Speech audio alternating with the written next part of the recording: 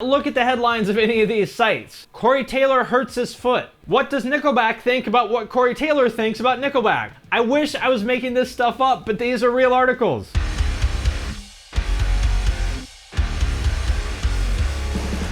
What's up, everybody? I'm Finn McKenty. This is the Punk Rock NBA, and if there's one thing in the world that I just absolutely hate, it's people on the internet who act like know-it-all, self-appointed experts. The people who are the living embodiment of the actually meme. Actually. Man, I hate those people. Which is ironic because I am one of those people. And now that I think about it, that probably explains why I hate myself so much. But you know what? Today I am going to double down on that by giving some unwanted career advice to some of your favorite artists. Like Slayer, Rage Against the Machine, Periphery, Post Malone, and a few more. None of them need my advice in the slightest, but you know what? They're gonna get it anyway. Before I get into it, first of all, hat tip to country YouTuber Grady Smith for the idea for this video. I completely stole this from him with his permission. Also, please check out the Punk Rock NBA podcast if you haven't. There's a link to that in the description. And also, I want to thank everyone who supports us on Patreon. You can check that out at the link in the description as well. And with that out of the way, I'll get into the advice.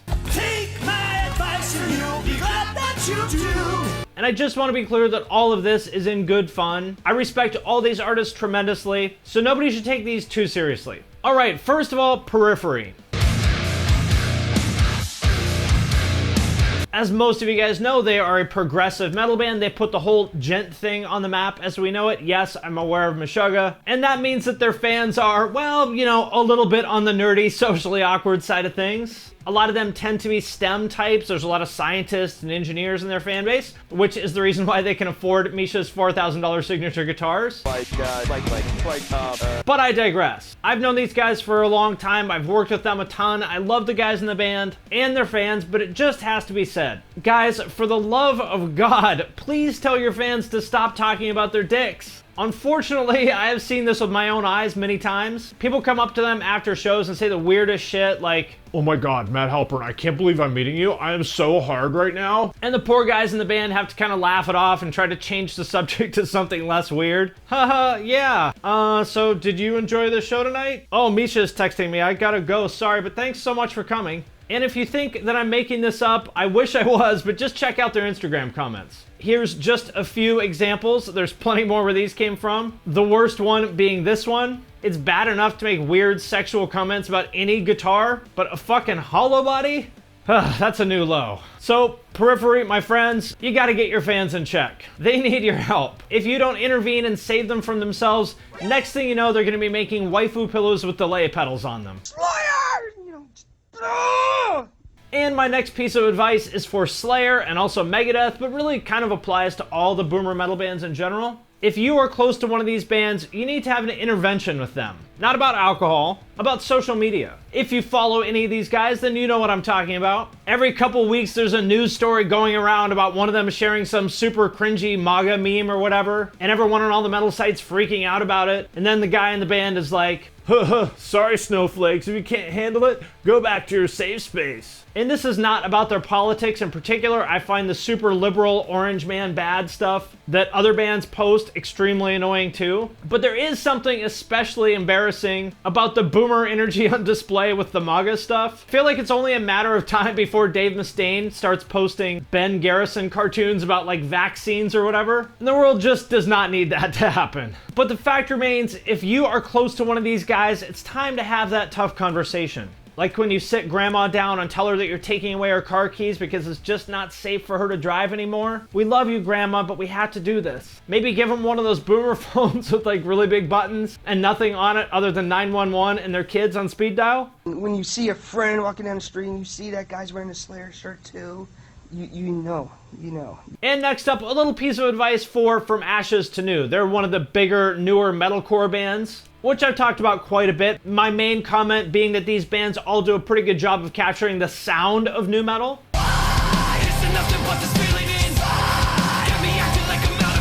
Do you think these guys ever heard Linkin Park? But what they're forgetting is a huge part of what made nu metal popular, the aesthetic.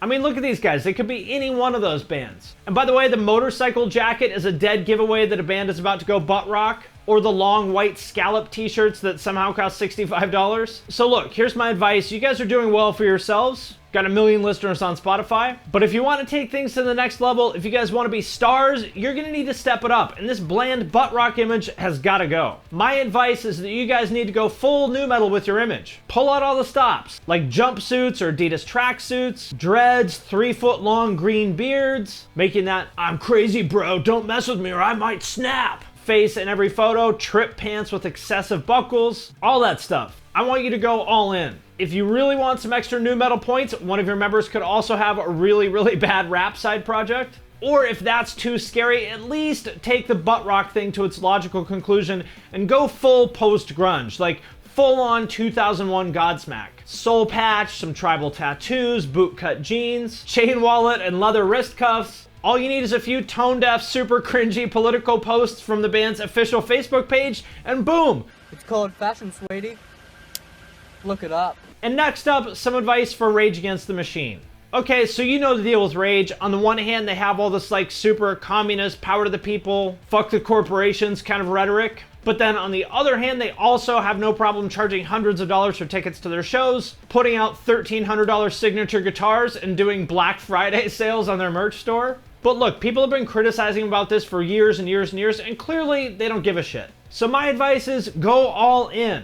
You know what? Fuck it. What you guys need to do is open a communist-themed luxury resort in the Bahamas or something. The ultimate luxury getaway for champagne socialists. I can see it now. The resort is called the Hammer and Sickle. All the decor is an elevated bohemian take on a gulag. And there's a Michelin star restaurant on site called the Red Star that serves elevated versions of Soviet-era rations. And as a fun way of making it feel extra authentic, you have to stand in a mock bread line before you get served your food. And to give everybody a taste of what it's actually like to live under authoritarian communist regimes, you could have a fun little game where in every cabin there's a red phone that dials directly to a Communist Party official, where you can snitch on your friends in the cabin next to you, and they'll come haul your friends off to the re-education camp, which is actually just a luxury spa on the other side of the resort. Anyway, you get the idea. If anybody in Rage Against the Machine is listening, feel free to take it and run with it. This just seems like an obvious next step for you guys.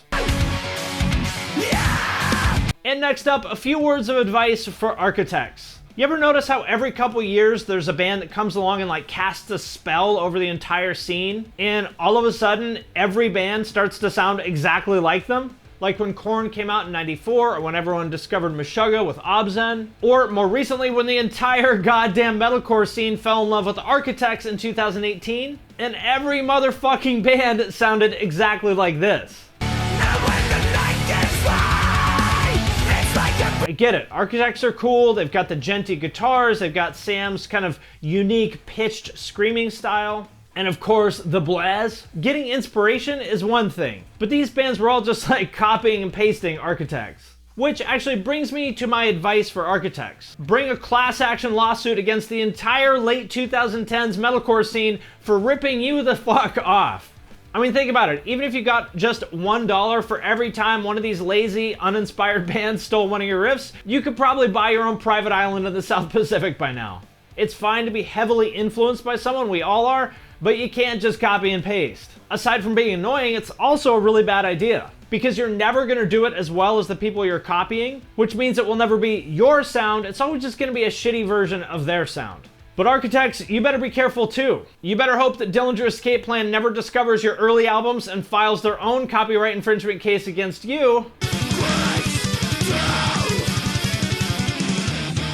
Now, Corey Taylor. Corey, my advice to you is next time Loudwire or Kerrang calls to ask about your opinion on something, on Axl Rose's new haircut or what Kid Rock tweeted yesterday or whatever, just say no comment. And not because your opinions are bad or anything like that. It's just that there's a little bit of a problem. Through no fault of your own, you are indirectly making it next to impossible for new bands to get discovered. I mean, look at the headlines of any of these sites. Corey Taylor hurts his foot. Corey Taylor hurt his knee, but now it feels better. What does Nickelback think about what Corey Taylor thinks about Nickelback? I wish I was making this stuff up, but these are real articles. And look, it's not his fault, and it's not Loudwire's fault either. The reason they publish this stuff is because people click on it. They've got a business to run. If you're a band or label trying to get coverage for anything new, God help you if Corey Taylor sneezed in the same week as your album comes out, because you are just gonna get drowned out in the flood of coverage of Corey Taylor's nose. I don't smell bad. That's a common misconception. And I did a poll with people around town, and the consensus is that I don't smell. I've also got some advice for Post Malone. As I talked about in my last video, he's one of the people leading the crossover between rap and rock that's happening right now, with the songs he did with Ozzy, the Nirvana tribute that he did with Travis Barker that everybody loved. He seems to be the one that rock people accept the most. Like, rap? More like crap. Except Post Malone, he's pretty cool, I guess. He did a song with Ozzy. Fucking Ozzy! Hell yeah, brother! Which is cool, I'm happy to see it, but my advice to you, Posty, is be careful. You may be dangerously close to what I call pulling a job for a cowboy. In other words, earning the approval of metal gatekeepers, but in the process, damaging your career. Because if you go too far down this road, next thing you know, when you're playing a show and you look out into the audience, instead of a bunch of Zoomers having the time of their lives, you're gonna see a bunch of bearded millennials and Gen Xers with their arms folded, a scowl on their face, getting ready to talk shit about you on Facebook because they're old and they still use Facebook. So by all means, keep doing your thing. My advice is, just tread lightly, be careful. You don't want to pull a JFAC. And the next piece of advice is about Trapt, but it goes out to the entire rock and metal scene. My advice is, stop dunking on Trapt. Yes, we get it, the guy is a total douchebag asshole with a lot of very bad racist opinions. It was kind of funny for a while to laugh at him and his weird obsession with Pandora and him challenging anyone and everyone to a fight. I made fun of him for it too, but it's been like 6 months now and I think it's time for us to move on. And I would be willing to bet a lot of money that the guy's dealing with some pretty serious mental health or substance abuse issues, which definitely does not excuse his behavior by any means. But it does kind of make me think that rather than just dunking on him, we should be urging him to get help. Because yes, he is acting like a giant asshole, but he's still a human being, and I think we should try to be compassionate even to giant assholes like him. And sometimes you just have to be fearless enough to break the simulation. And next, Emmure. I'm just gonna cut to the chase. Frankie, we need you to be the scene's Kanye. You may remember back in 2018 when Kanye caused a bit of a stir by saying some pretty controversial stuff in the media. Some of it was definitely a little bit out there. I certainly don't agree with all of it. He said at the time that he was having a manic episode, which I totally believe, based on the other people I've known with bipolar disorder. And because of that, I think most people just kind of wrote off everything he said as, oh, Kanye's just being crazy. But I'm not so sure it's that simple. And a 2-year-old screams at a restaurant, the entire restaurant screams, teach that kid how to act.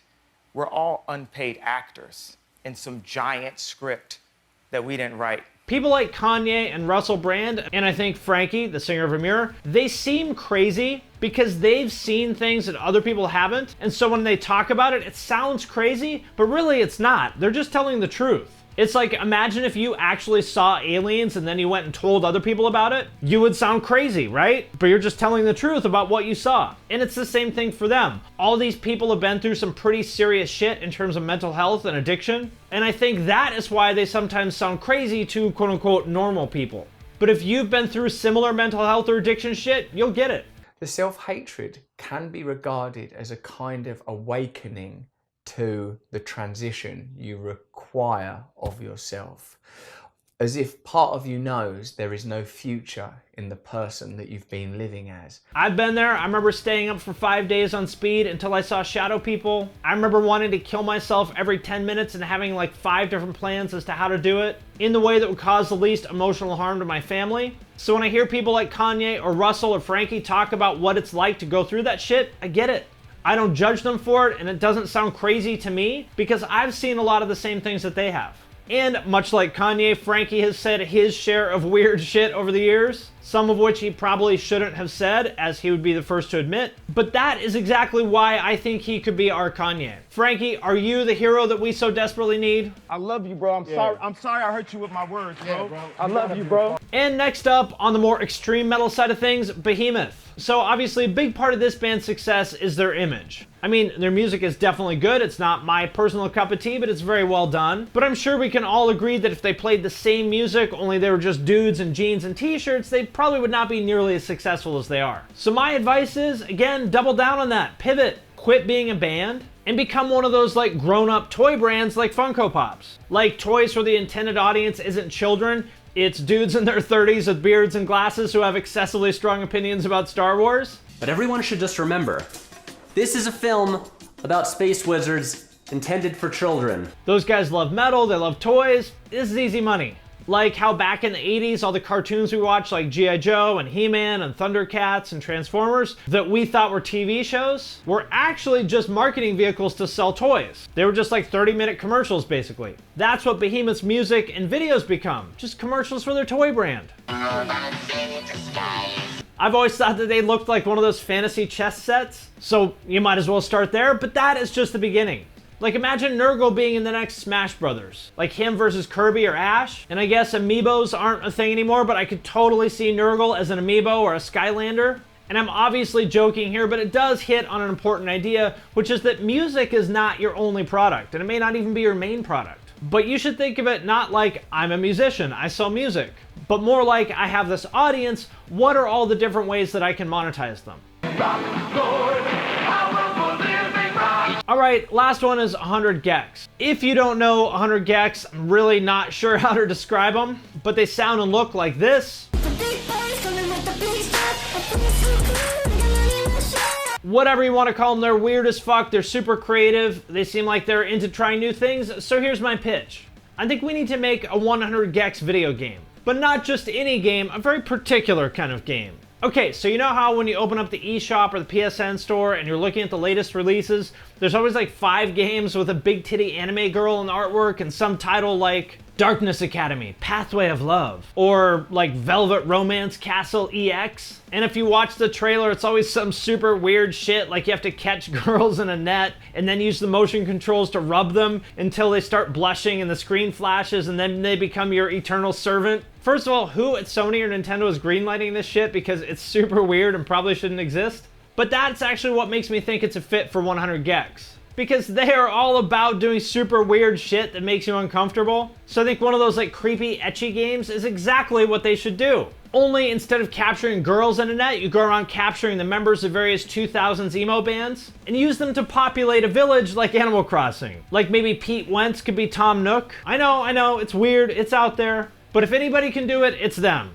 All I'm saying is, just think about it. If you want to talk more, you know where to find me. You've got to ask yourself, is this a true fact? Alright my friends, that does it for this video. Let me know what you think in the comments. What advice would you have for your favorite bands? And would you like to see a second episode of this? I could do this all day long. Thank you again to Grady W. Smith for letting me use your video concept. Much appreciated. Also, before I let you go, number one, if you do not yet follow me on Instagram, I would love it if you would do that. There's a link to that in the description. Number two, check out the Punk Rock NBA podcast if you haven't. There's a new episode every Monday. And number three, as always, I want to thank everyone who supports us on Patreon, especially those who support at the True Cult level or above. Thanks to all of you. That's why we can do the podcast. I was able to hire a producer and editor who makes it all happen because of your support. If you are interested in supporting us on Patreon, you get every podcast a week early. There's a private Discord server that I'm on all the time. There's a way for me to review your band, your YouTube channel, your design or photography portfolio, anything else that you might want to get my feedback on. So if that sounds cool, check out the link in the description. And with that, I'm going to sign off for now, but I will see you next time.